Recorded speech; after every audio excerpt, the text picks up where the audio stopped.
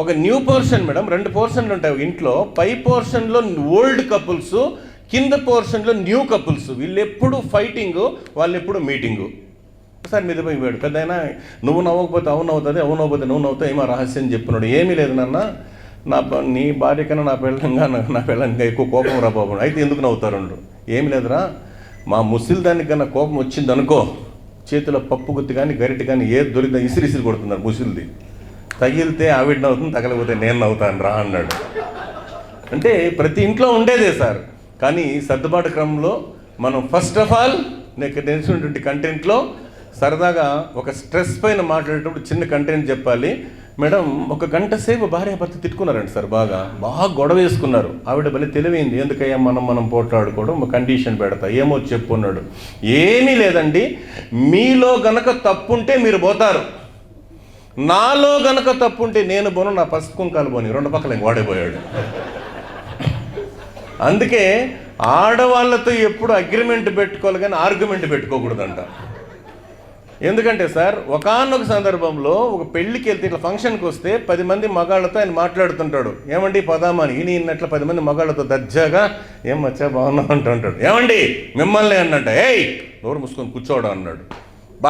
మగాడంటే మా రెడ్డి గారు రా, చూడు పిల్లని ఏం కంట్రోల్లో. అసలు విషయం పెట్టాడంటే అసలు విషయం అది కాదండి.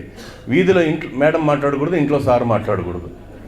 ఇంటికి వచ్చిన కన్నా కాలేజీ కూర్చోబెట్టాయి. చిన్నవి సార్. ఇంకా ఒకటి ఏంటంటే, ఒకడేదో ఫంక్షన్కి వెళ్ళి 5 లడ్లు తెస్తాడు భర్త.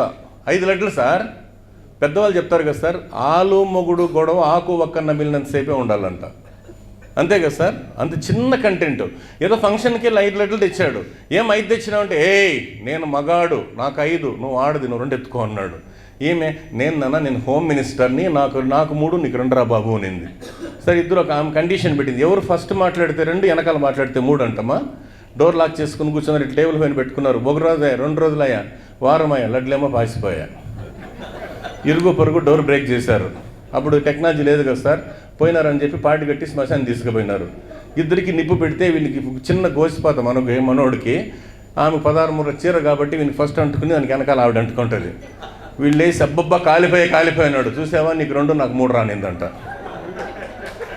ఇవన్నీ సర్దాల్సిన బాధ్యత.